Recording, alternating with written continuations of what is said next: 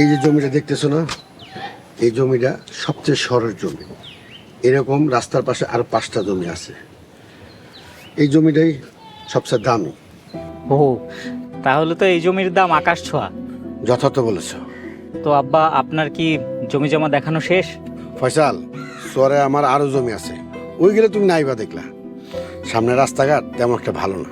কিন্তু আব্বা, আমাকে এসব দেখানোর উদ্দেশ্য কি সেটা যদি একটু বলতেন। অবশ্য যদি না বলতে চান তাহলেও কোনো সমস্যা নেই। তেমন কোনো জটিল উদ্দেশ্য নাই।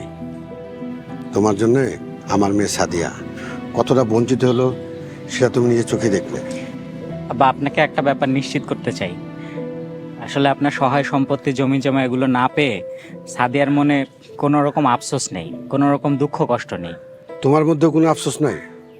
তুমি সত্যি করে বলো তো, মুসলমান হিসেবে তোমার আফসোস হচ্ছে না? আমি আপনাকে সত্যি করেই বলছি আব্বা, আমার মনের মধ্যেও কোনো আফসোস নেই।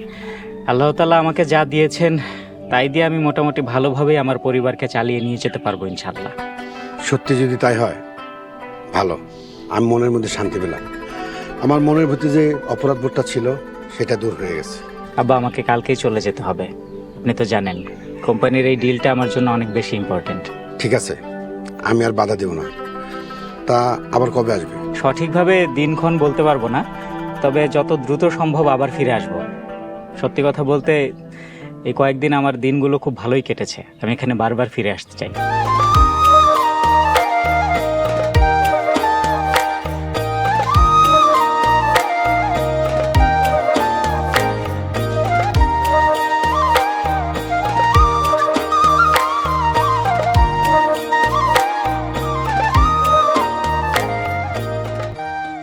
আম্মা, আসি।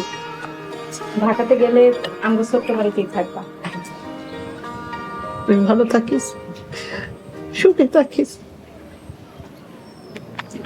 সাদ্দাম, তোর উপরে কিন্তু এখন অনেক দায়িত্ব। আব্বা আর আম্মার দিকে খেয়াল রাখবি, মন দিয়া লেখাপড়া করবি। ঠিক আছে আব্বা। আব্বা, আসি। আপনি আমারে ক্ষমা করে দিয়েন। সারাটা জীবন আমি আপনার সব কথাই রাখছি, শোনার চেষ্টা করছি।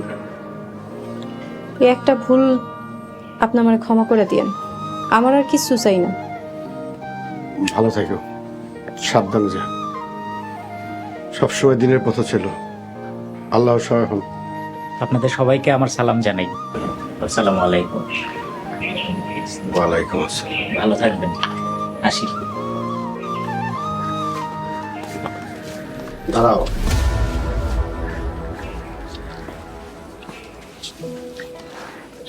ফয়সাল, আমি তোমাকে কিছু কথা বলতে চাই, তুমি 100% সঠিক উত্তর দিবা। জি আব্বা, আল্লাহকে হাজির নাজির মেনে আমি সত্যি কথাই বলবো, আপনি জিজ্ঞেস করেন। আমি শুনেছি এখানে আসার আগে তুমি নিয়মিত নামাজ পড়তে না। এখানে আসার পর মাশাআল্লাহ তুমি 5 ওয়াক্ত নামাজ পড়ো। তুমি কি আমাকে খুশি করার জন্য নামাজ পড়ো, নাকি আল্লাহকে ভয় করে দেয় নামাজ পড়ো? বা আপনি যেটা বলছেন ওটা সত্যি, আমি অস্বীকার করব না। প্রথম প্রথম আমি তাই করতাম, কিন্তু এখন আমি শুধুমাত্র আল্লাহর ভয়ে এবং আল্লাহর শাস্তি থেকে বেঁচে থাকার আশায় নামাজ পড়ি। কারণ নামাজ এবং সমস্ত ইবাদত শুধুমাত্র এক আল্লাহ তাআলার জন্য। কোনো মানুষের খুশি অখুশির সাথে আমার ইবাদতের কোনো সম্পর্ক নেই।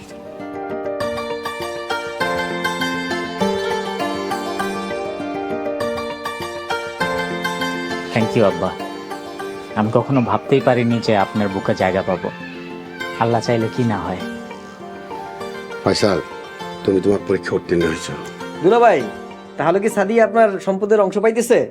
হ্যাঁ, কেন পাবে না? আমার 2টি সন্তান, আমার সম্পত্তি দুজনের সমান ভাগে পাবে।